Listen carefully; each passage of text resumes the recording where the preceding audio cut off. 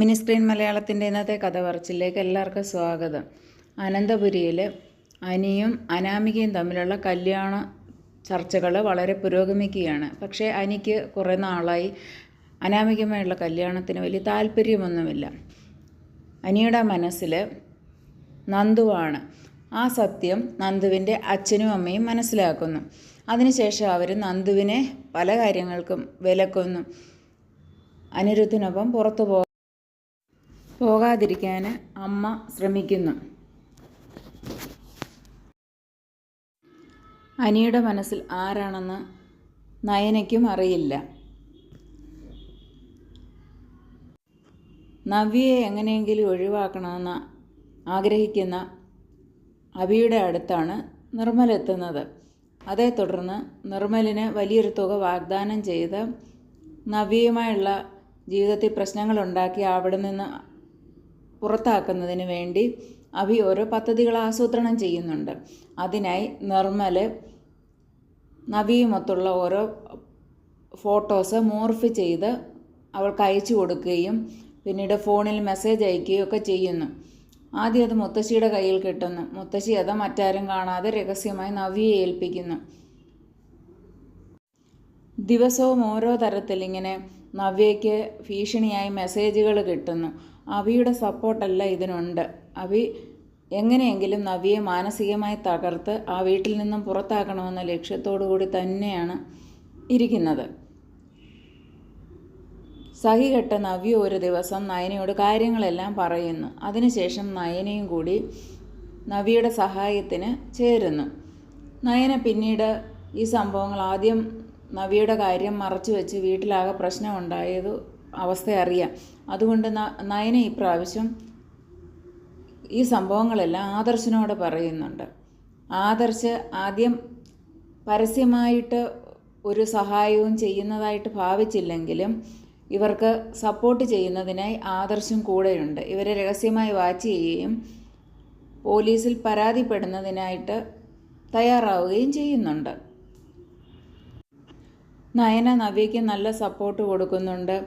എങ്ങനെയെങ്കിലും ഇവനെ പിടികൂടണമെന്ന ലക്ഷ്യത്തോടു കൂടി. അങ്ങനെ ഇരുന്നപ്പോൾ ഒരു ദിവസം ഇവൻ മെസ്സേജ് അയക്കുന്നുണ്ട്, വീട്ടിൽ വെളിയിൽ വരും, ഇറങ്ങിച്ചെല്ലണമെന്ന്. അപ്പോൾ അഭി ഈ സമയം ക്യാമറയെല്ലാമായിട്ട് റെഡിയായി നിൽപ്പുണ്ട്. നവ്യ ഇറങ്ങിച്ചെല്ലുമ്പോൾ ഫോട്ടോ എടുക്കാനും പിന്നെ ഇത് വീട്ടുകാരെ കാണിച്ച് പ്രശ്നമാക്കാനും അങ്ങനെ അനന്തപുരിയിൽ നിന്ന് പുറത്തേക്കുള്ള നവ്യയുടെ പോക്ക് എളുപ്പമാക്കാനും കരുതിയാണ് അഭി ഇങ്ങനെ തയ്യാറാവുന്നത്. അങ്ങനെ നവ്യയും നയനയും ഇവനെ പിടികൂടാനായി ഗേറ്റിന് വെളിയിൽ ചെല്ലുന്നു. പക്ഷേ നവ്യ മാറി നിൽക്കുകയും നയന തലയിൽ കൂടി സാരിയൊക്കെ മുഖം മറച്ച് നിർമ്മലിൻ്റെ അടുത്ത് ചെല്ലുകയും ചെയ്യുന്നുണ്ട്. എന്നാൽ പെട്ടെന്ന് തന്നെ നിർമ്മലിന് അപകടം മനസ്സിലാവുകയും അവൻ നയനയെ തള്ളിയിട്ടേച്ച് ബൈക്കിൽ കയറി രക്ഷപ്പെടുകയും ചെയ്യുന്നുണ്ട്.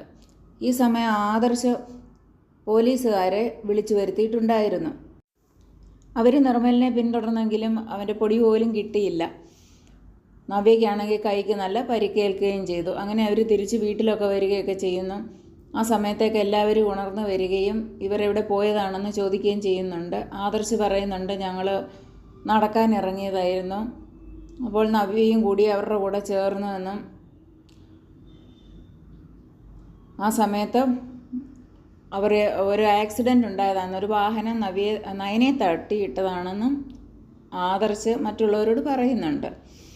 അത് എല്ലാവർക്കും അത്ര വിശ്വാസം വന്നില്ലെങ്കിലും പിന്നീട് അതേപ്പറ്റി വലിയ സംസാരമൊന്നും ഉണ്ടാവുന്നില്ല. അതിനുശേഷം മുറിയിലെത്തിയ ആദർശും നയനയും ഈ ബ്ലാക്ക് മെയിൽ ചെയ്യുന്ന ആൾ പണമൊന്നും ആവശ്യപ്പെട്ടില്ലല്ലോ എന്ന് പറയുന്നുണ്ടായിരുന്നു. ഈ സംഭാഷണം അഭി ഒളിഞ്ഞു നിന്ന് കേൾക്കുന്നുണ്ട്. പിറ്റേന്ന് തന്നെ പണം ആവശ്യപ്പെട്ടുകൊണ്ടുള്ള മെസ്സേജ് നവ്യയ്ക്ക് കിട്ടുന്നു. അപ്പോൾ നയനയ്ക്ക് ആദ്യമേ തന്നെ ഒരു സംശയം ഉണ്ടായിരുന്നു, വീട്ടിനുള്ളിൽ ആരോ ചാരനുണ്ടെന്നും അവരുടെ സഹായത്തോടു കൂടിയാണ് ഈ നിർമ്മൽ പ്രവർത്തിക്കുന്നതെന്നും. പണം ആവശ്യപ്പെട്ടില്ലല്ലോ എന്ന് തലേ ദിവസം പറയുന്നത് വീട്ടിലുള്ള ആൾ ചോർത്തി കൊടുത്തതാണെന്ന് നയനയ്ക്ക് മനസ്സിലാവുന്നുണ്ട്. ആദർശം നവ്യയും നയനയും എല്ലാവരും കൂടി ചേർന്ന് നിർമ്മൽ ആവശ്യപ്പെട്ട രൂപ കൊടുക്കുന്നതിനായി അവൻ പറഞ്ഞ സ്ഥലത്ത് ചെല്ലുന്നു. എന്നാൽ ബാഗ് ഇതുപോലെ പറഞ്ഞ സ്ഥലത്ത് വെച്ചിട്ട് അവർ മാറി നിൽക്കുന്നുണ്ട്. പക്ഷെ ബാഗ് എടുക്കാൻ വന്നത് നിർമ്മലല്ല, അവൻ പറഞ്ഞു വിട്ട മറ്റാരോ ആണ്. അവൻ പോലും അറിയാതെ കുറച്ച് പൈസ കൊടുത്ത് മറ്റാരെ കൊണ്ട് എടുക്കാനായിരുന്നു ശ്രമിച്ചത്.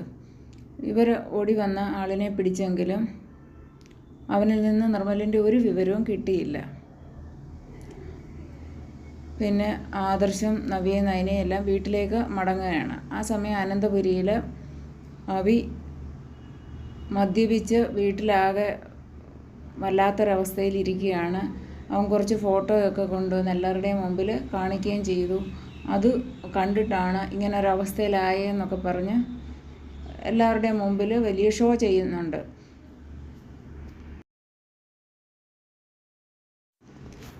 വീട്ടുകാരെല്ലാവരും ചേർന്ന് ഈ ഫോട്ടോയെ പറ്റിയുള്ള ചർച്ച നടക്കുന്നതിനിടയിലേക്കാണ് ആദർശ് നവ്യയും നയനയും കൂട്ടി തിരിച്ചു വരുന്നത്.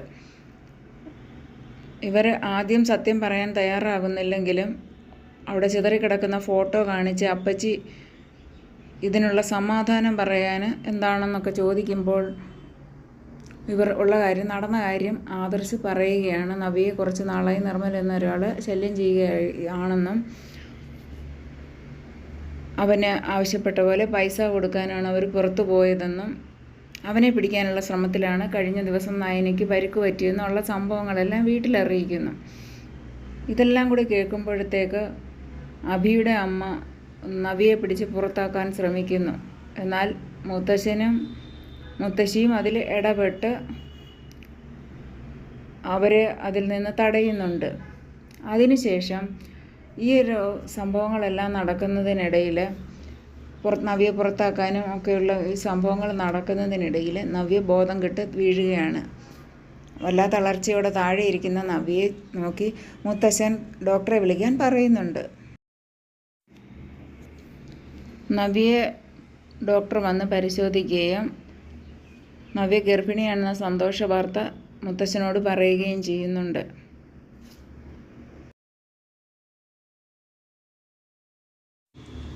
അഭിക്കും അമ്മയ്ക്കും ഇതൊന്നും കേട്ടിട്ട് യാതൊരു സന്തോഷവുമില്ല.